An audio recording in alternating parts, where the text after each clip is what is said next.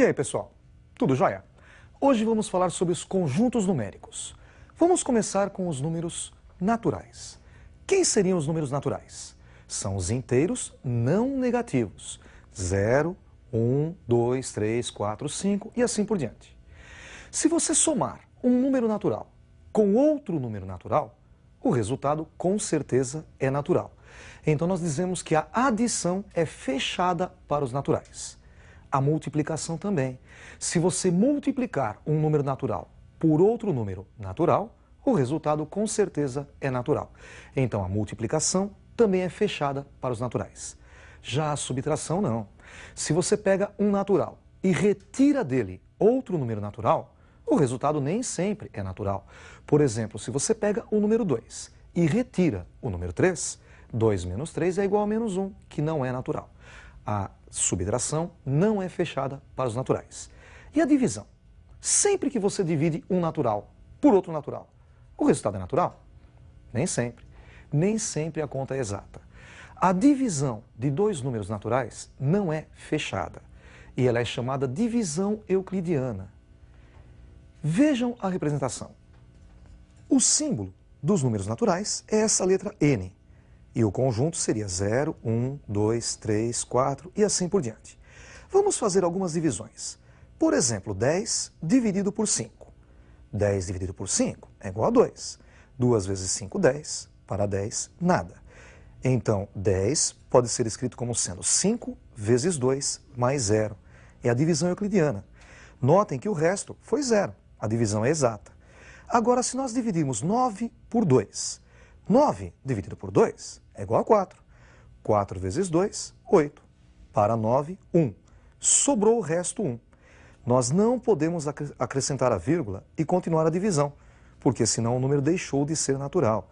Então a divisão com números naturais é a divisão que deixa resto.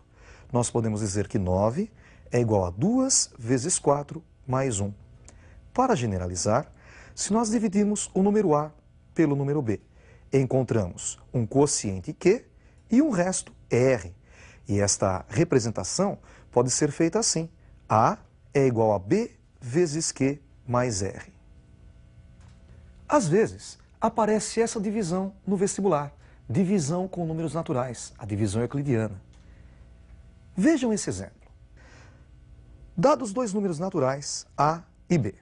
Dividindo-se o número A pelo número B, encontramos quociente 2 e resto 6. Dividindo-se A mais 2 por B, encontramos quociente 3 e resto 1. Calcule o valor de A mais B. Bom, ele começou dizendo que dividindo-se A por B, o quociente é 2 e o resto é 6. Vejam a representação. A dividido por B, quociente 2 e resto 6. Transformando em equação, A é igual a B vezes 2 mais 6. Ele disse também que dividindo-se A mais 2 por B, encontramos quociente 3 e resto 1. Vejam a representação. A mais 2 dividido por B, quociente 3 e resto 1. Transformando em equação, A mais 2 é igual a B vezes 3 mais 1. Dá para a gente montar um sistema. Veja o sistema. Primeira equação, A igual a 2B mais 6. E segunda equação, A mais 2 igual a 3B mais 1. Para resolver esse sistema, nós vamos substituir a primeira equação na segunda. Notem que na primeira equação, A é igual a 2B mais 6. Substituindo na segunda, no lugar de A, escrevemos 2B mais 6. E mais 2 igual a 3B mais 1. Subtraindo 3B dos dois lados, encontramos 2B menos 3B, fazendo a conta 6 mais 2, mais 8. Tudo isso igual a 1. Agora nós vamos subtrair 8 dos dois lados. 2B menos 3B encontramos menos B, igual a 1 menos 8, que é igual a menos 7.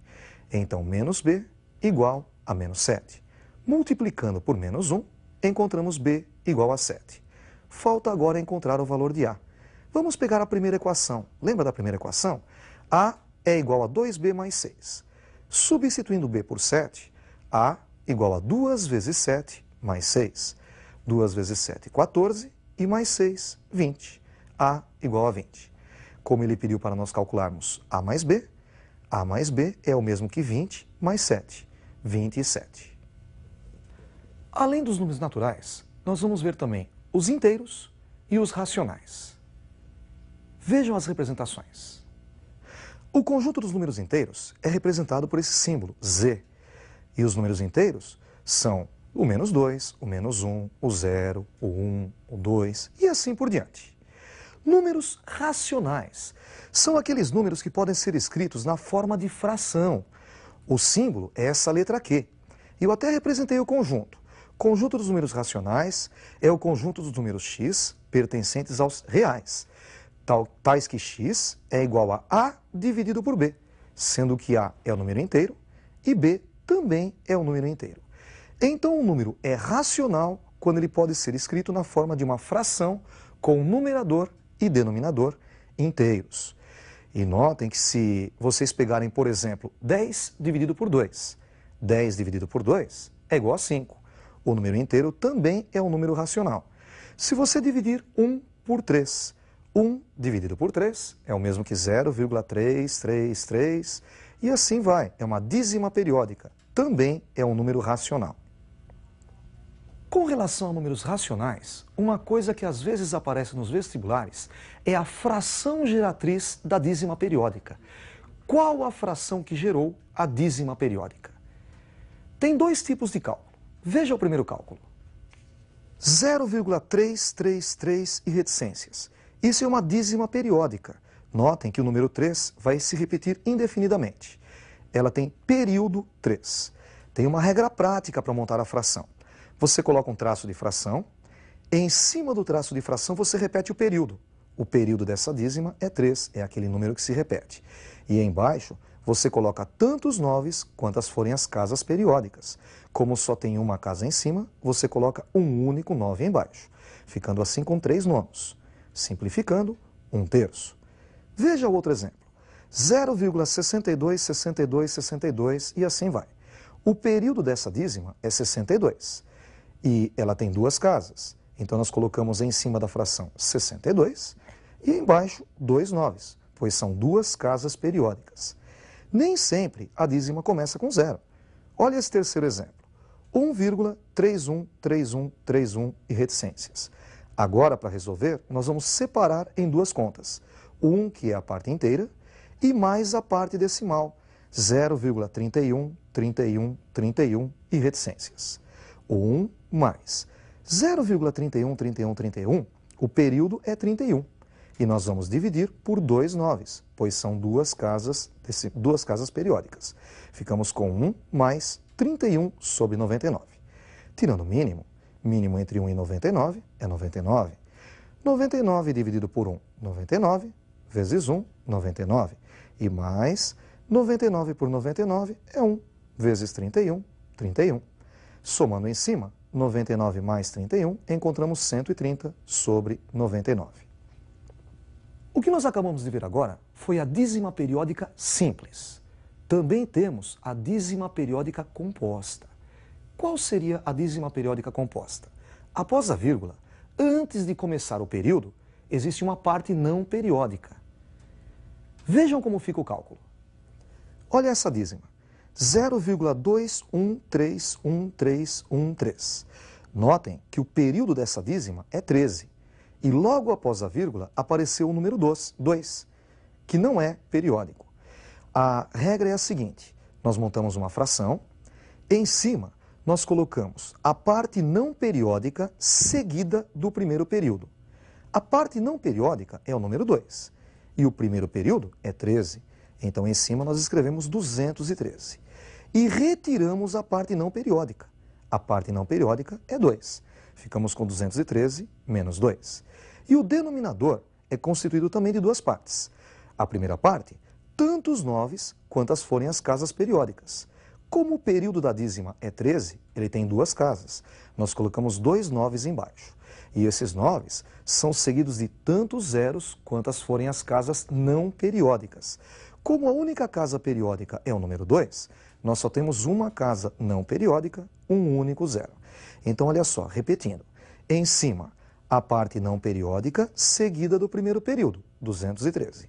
menos a parte não periódica, 2, dividido por tantos 9 quantas forem as casas periódicas, 1 e 3, duas casas periódicas, 2 noves, seguidos por tantos zeros quantas forem as casas não periódicas, uma única casa não periódica, um único zero.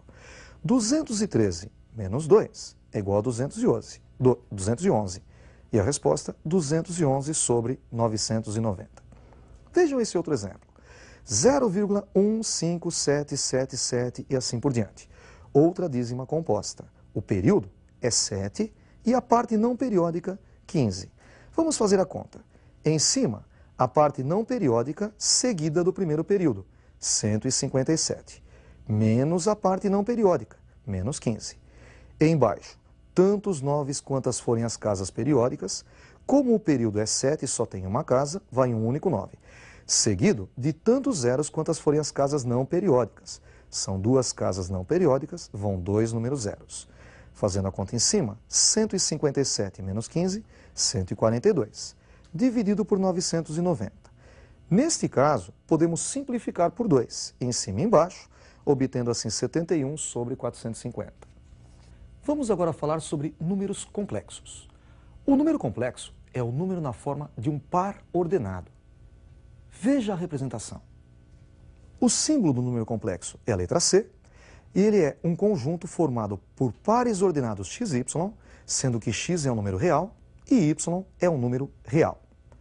Existem duas operações importantes entre os números complexos na forma de par ordenado. Vamos pegar um número A, um par ordenado A e B, pertencente aos números complexos, e um par ordenado CD, também pertencente aos complexos. A primeira operação é a adição. Nós podemos somar os dois pares ordenados, AB mais CD. O x resultante é a soma do x dos dois elementos, A mais C. E o y, a soma dos y resultantes, B mais D. Outra operação é a multiplicação, AB vezes CD. Aí tem uma regrinha, tem uma fórmula. Para fazer o x, você pega o primeiro multiplicado pelo primeiro, A vezes C, menos o segundo multiplicado pelo segundo, B vezes D. Aí você encontrou o x. Para encontrar o y, você faz o contrário. O primeiro multiplicado pelo segundo, A vezes D, e mais o segundo multiplicado pelo primeiro, B vezes C.